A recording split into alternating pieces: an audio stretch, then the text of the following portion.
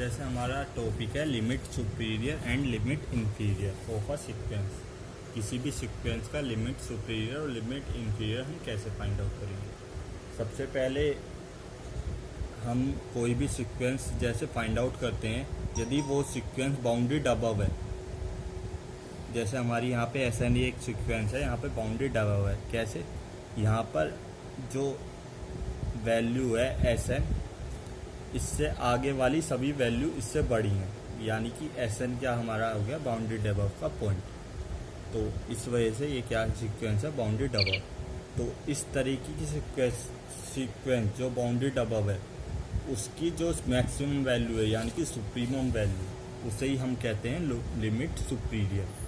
Basically करेंगे क्या, हम किसी भी सीक्वेंस में bounded above sequence find out करेंगे। उस बाउंडेड अबव सीक्वेंस जो भी हमारी है, जैसे यहाँ पे बाउंडेड अबव सीक्वेंस क्या है, complete S N plus one up to infinite. तो ये हमारी सीक्वेंस है। इस सीक्वेंस में जिस भी सीक्वेंस की वैल्यू सबसे ज़्यादा बड़ी होगी वही क्या होगी हमारी लिमिट सुपीरियर। इसी तरीके से इसके जस्ट अपोजिट हम बात कर ले लिमिट इंफीरियर। लिमिट इंफीरियर हमारा निकलता है बाउंडेड बिलो सीक्वेंस का। हम एक ऐसी सीक्वेंस लेंगे जो कि क्या हो हमारी बाउंडेड बिलो।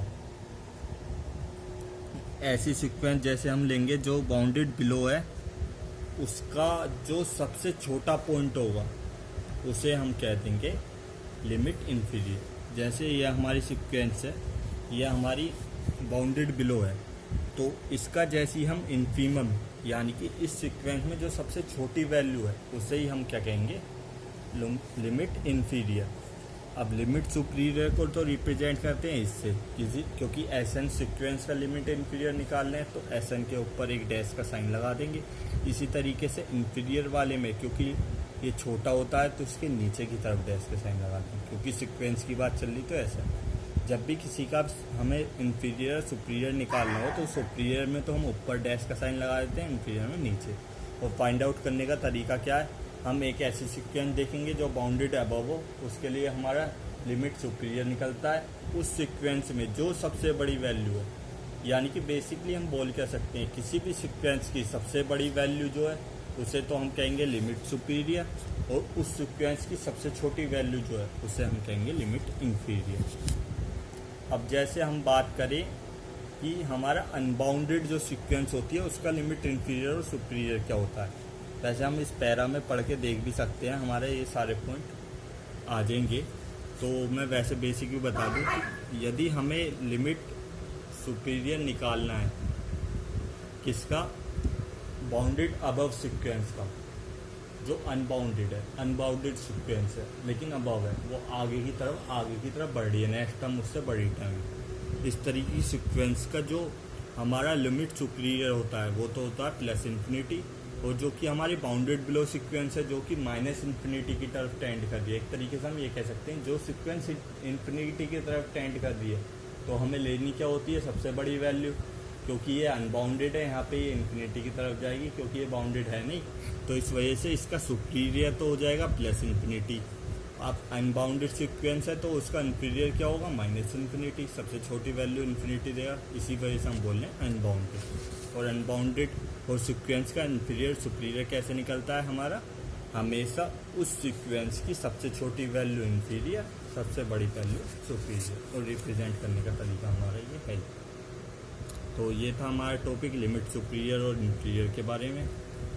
तो किसी भी क्वेश्चन में यदि हमें लिमिट सुपीरियर इंफीरियर निकालना है तो हम छोटी और बड़ी वैल्यू से उसका डायरेक्ट फाइंड आउट कर सकते हैं। अब जैसे हमारा ये फर्स्ट क्वेश्चन है, इसमें यदि हम सुपीरियर और इंफीरियर की बात करें तो हमारी सीक्वेंस क्या है, एस एन इक्वल टू -1 की पावर n। तो इसमें दो लिमिट पॉइंट आएंगे हमारे 1 और -1। तो हमारी रेंज ऑफ सीक्वेंस इसमें क्या होगी 1 और -1। हालांकि टर्म ऑफ सीक्वेंस हमारी इनफाइनाइट होगी, यहाँ पे 1 -1 हमारे रिपीट होते जाएंगे, लेकिन टर्म की बात करें S1 S2 S3 S4 इस तरीके से इनफाइनाइट तक जाएंगे, 1 -1 चलते रहेंगे। लेकिन हम यदि बात करें किसकी रेंज की, वो होगी 1 -1। अब इसमें बात करें इंफीरियर और सुपीरियर की, तो -1 क्योंकि सबसे छोटी वैल्यू होगी यहाँ पर, और +1 सबसे बड़ी वैल्यू, तो इंफीरियर क्या होगा -1 और सुपीरियर क्या हो जाएगा हमारा +1। क्योंकि सुपीरियर में ऊपर डैश लगा देते हैं, वो तो हमारा 1 हो गया और इन्फीरियर हो गया -1। तो इस तरीके से हम किसी भी सीक्वेंस का इन्फीरियर सुपीरियर फाइंड आउट कर सकते हैं।